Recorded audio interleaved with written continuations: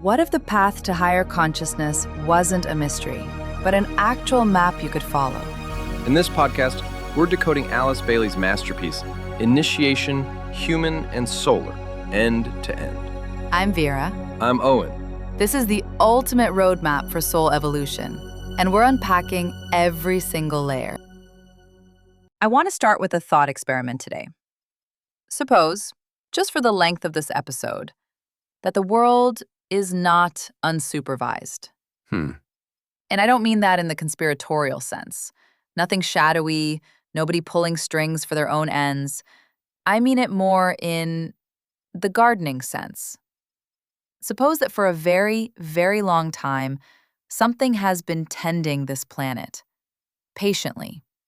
The way a gardener tends ground they know they'll be working for centuries. Not forcing anything to grow, just providing conditions. Watching, pruning where it helps. And the thing about a good gardener is, most of what they do is invisible if you only visit the garden once, So you'd have to watch for years and years to even notice there was a hand in it at all. Which is rather the point, as we'll see. We only ever visit once, so to speak, one lifetime's glance at a garden being worked on a completely different timescale. And that's the claim of Chapter 3. It's called The Work of the Hierarchy, and it's exactly what it sounds like, a job description. What the inner government of this planet does day to day. Because up to now, the books told us there's a path, and there's structure behind the path. This is the chapter about who maintains the structure. And it's short, but it's dense. And it ends, I'll say now, with maybe the most generous closing page in the whole book. So stay for that. Stay for the ending, yeah, okay.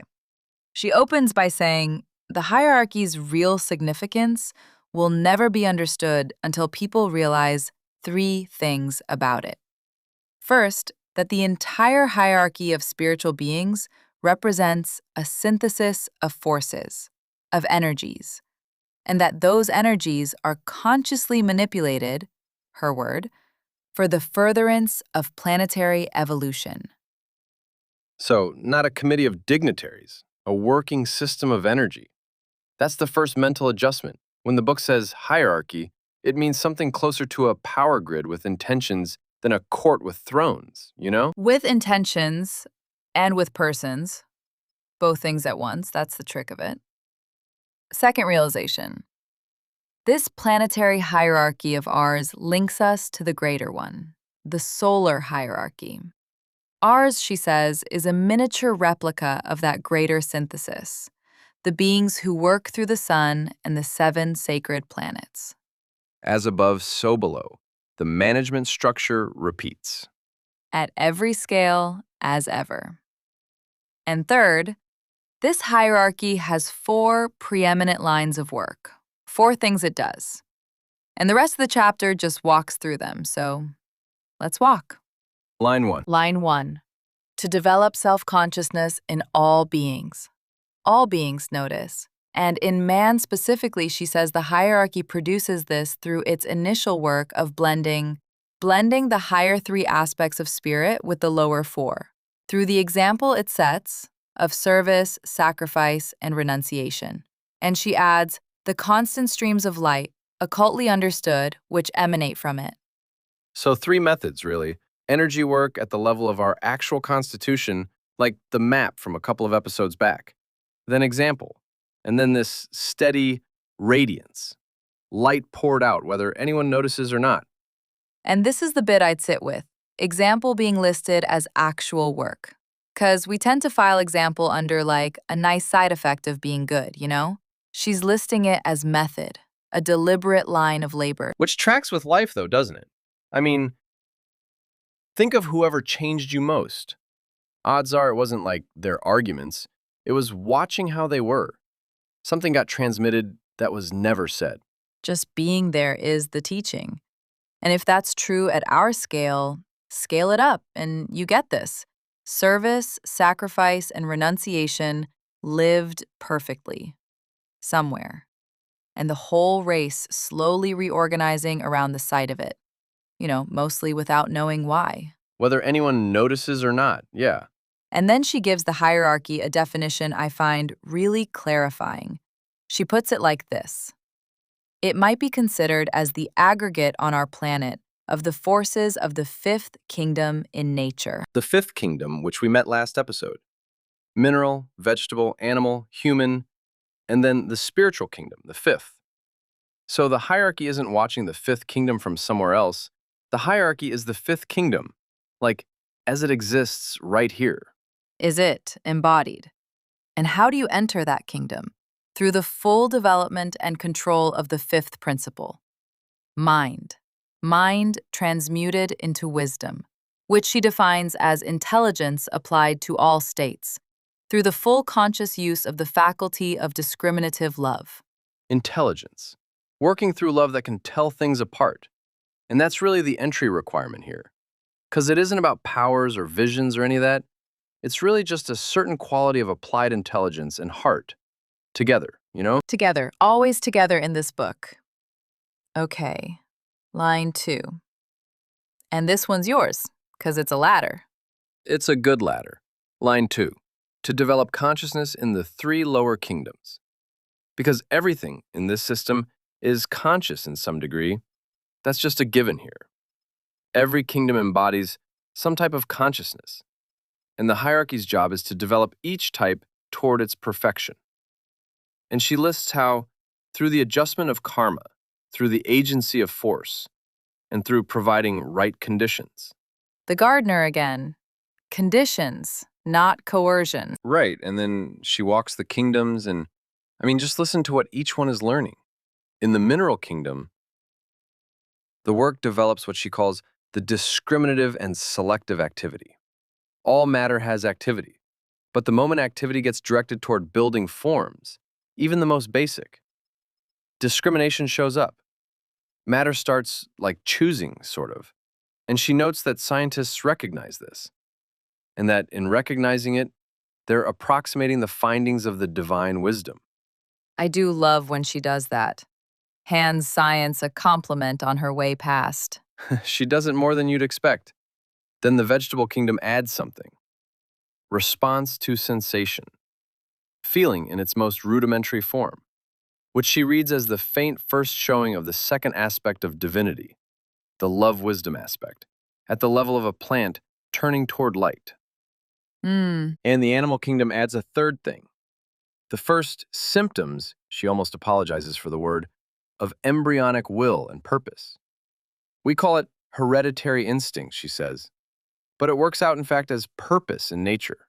So, activity in the mineral, feeling in the plant, purpose dawning in the animal. The 3 divine aspects, like switching on one kingdom at a time, from the bottom up. And then the line she borrows from Blavatsky, which ties it off. Man is the macrocosm for the 3 lower kingdoms. In us, those 3 lines of development meet and come to full fruition. She says we are verily and indeed intelligence, actively and wonderfully manifested. We're incipient love and wisdom, even if it's still mostly the goal rather than the fact. And we carry that embryonic, dynamic, initiating will, which only comes into its own after we've entered the 5th kingdom. So the whole ladder below us is folded into us. Everything the stone learned, everything the plant learned, everything the animal learned. Walking around in one creature, plus something new, struggling to wake. And above us, the same pattern keeps going. That's really the part that gets me. In the 5th kingdom, the consciousness to be developed is group consciousness, the full flowering of the love-wisdom faculty. From the first initiation onward, through all 5, and then through a master's work as part of the hierarchy. That's the love-wisdom aspect coming to its consummation. And beyond even that, at the 6th and 7th initiations, the will aspect shines forth. And she has this line: from being a master of compassion and a lord of love, the adept becomes something more. He enters a consciousness higher than the groups. He becomes God-conscious. The great will or purpose of the Logos becomes his own. Which we now recognize from last episode as the top of the ladder we walked. And it's like the same three aspects again, isn't it? Intelligence flowered in humanity, love flowering in the fifth kingdom, will at the very end. Same chord, every octave. Okay, line 3, and this is where the chapter turns, I'd say. From the tending of kingdoms to something more like statecraft. The third line of work is to transmit the will of the planetary logos. The hierarchy acts as the transmitter, to men and to devas, of the will of the planetary logos, and through him of the solar logos. So it's a relay, basically. Like the plan originates above the planet, the hierarchy steps it down and passes it through at a strength the receivers can take. Steps it down, exactly. And we'll meet that stepping down mechanism in a very literal form later in the book, so file the image away. Now, each planetary scheme, ours included, is a center in the body logoic. We've had that. Each center expresses its own particular type of force, demonstrated in a triple manner, she adds. And then she says something that she clearly means the reader to sit up at. One of the great realizations that come to those who enter the fifth kingdom is knowing what type of force our own planetary logos embodies. And she adds, the wise student will ponder on this statement, for it holds the clue to much that may be seen in the world today. And then she doesn't tell us what it is. And then she doesn't tell us. Of course she doesn't. Though she does say ponder it. So let's at least do that for a moment. If every planet expresses one type of force, then everything happening here, the whole flavor of Earth's history, its particular kind of struggle, would be that force working itself out.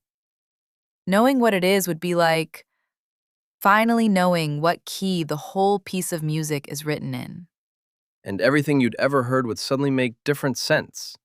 Yeah, she leaves us at the door of that one. But even the shape of the door tells you something, you know? But what she tells us instead is somehow bigger. She says, the secret of synthesis has been lost. That there was a knowledge in earlier cycles of the type of energy our scheme should be demonstrating, and it was withdrawn. Her word, and mine the adverb, mercifully withdrawn in Atlantean days. Mercifully. So taking it away was the kindness. That's the claim, and she doesn't soften it. She says this knowledge cannot return yet because it is of a dangerous kind, and the race as a whole is not group conscious. It cannot be trusted, her phrasing, to work, think, plan, and act for the group. Man is, as yet, too selfish. And she just comes right out with it, no cushioning. No cushioning at all. But she also tells you what happens when it finally turns, when the race gets that knowledge back, when we're actually group conscious. The world problems will adjust themselves. The world rhythm stabilizes. Which is quite a thought to carry into the news, honestly, that it's not 1,000 separate crises. It's one missing capacity, showing up 1,000 ways. One absence, many symptoms. And then, and this is very her, the next breath is hope. There is no cause for discouragement in this fact, she says. Group consciousness is already somewhat more than a vision. Brotherhood. And the recognition of what brotherhood obliges you to is beginning to permeate the consciousness of men everywhere. And that, she says, is the actual work of the hierarchy of light. Right there.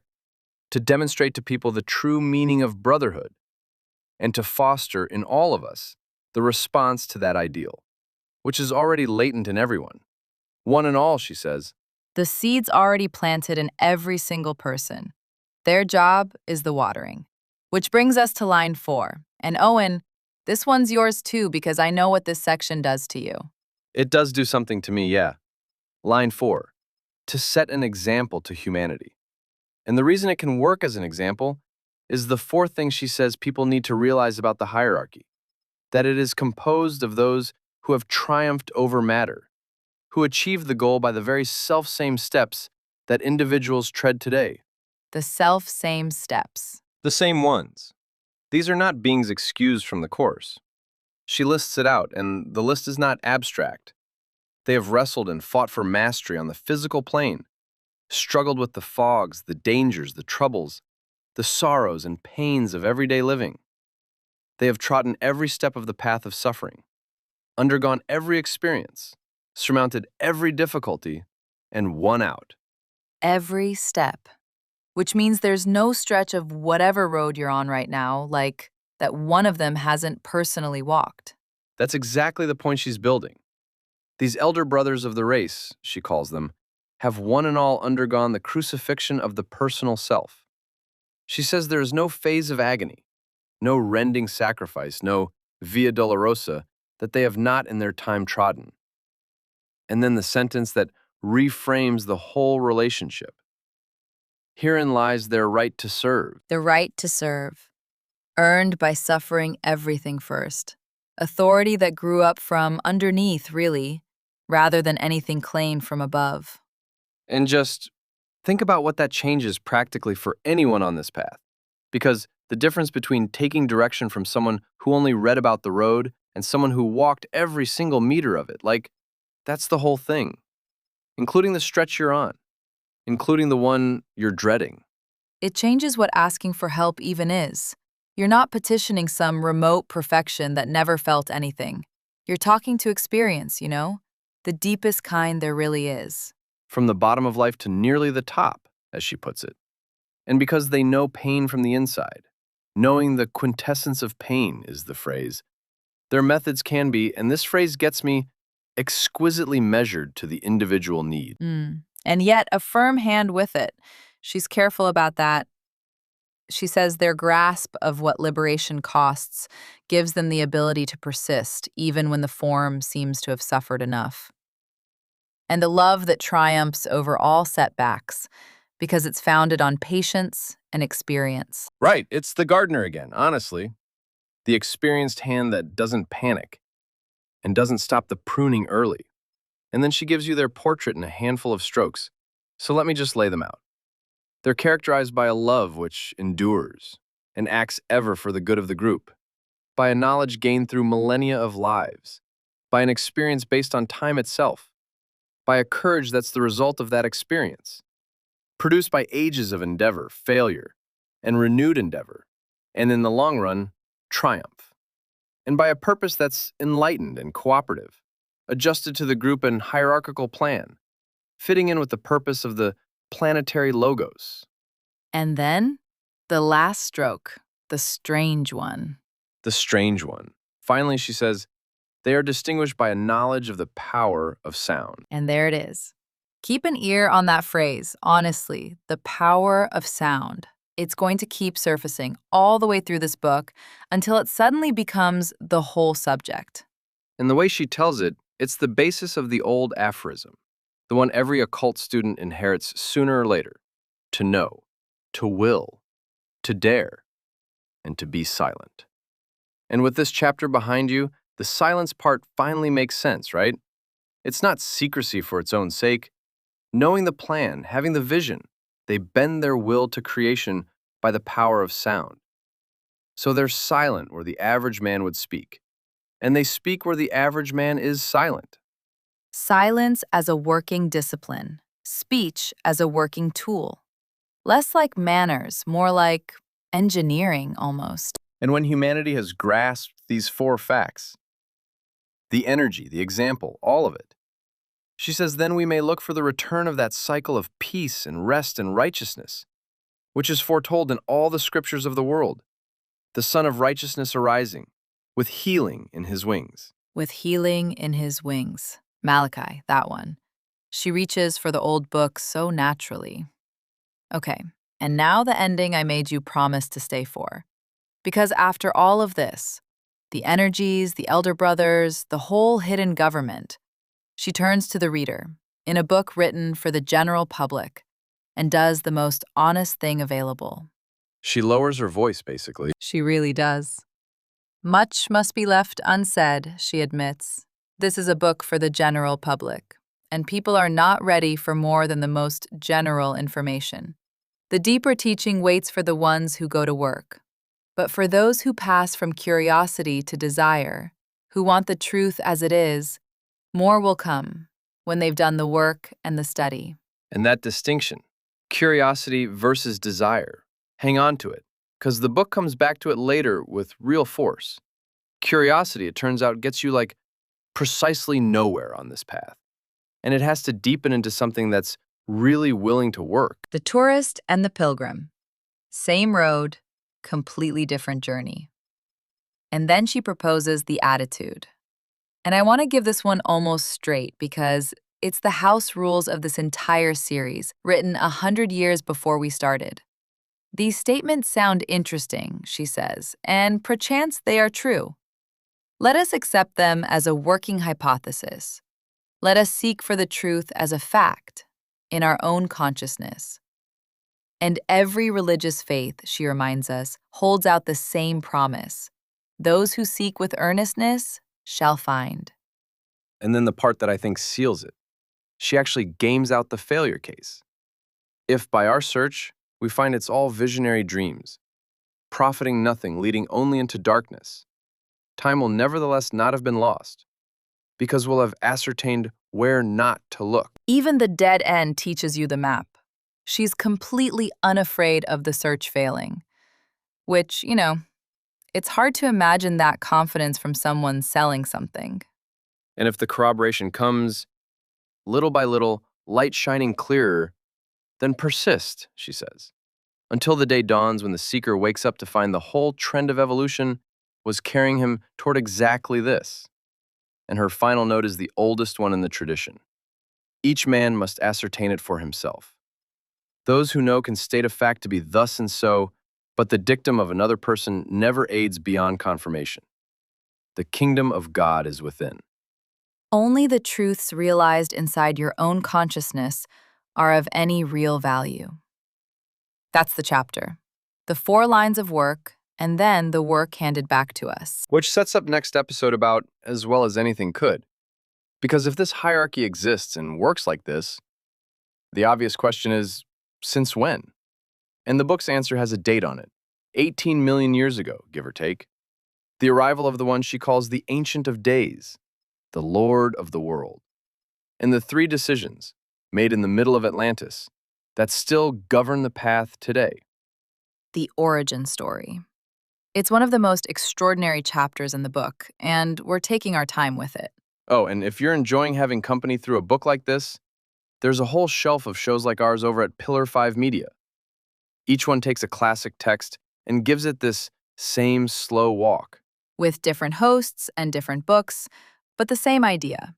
A deep thing, made to feel like a chat between friends. Everything's at pillar5media.com. Pillar, then the number 5 as a numeral, media.com. Thanks for being with us today, and maybe take her up on the experiment this week. Working hypothesis.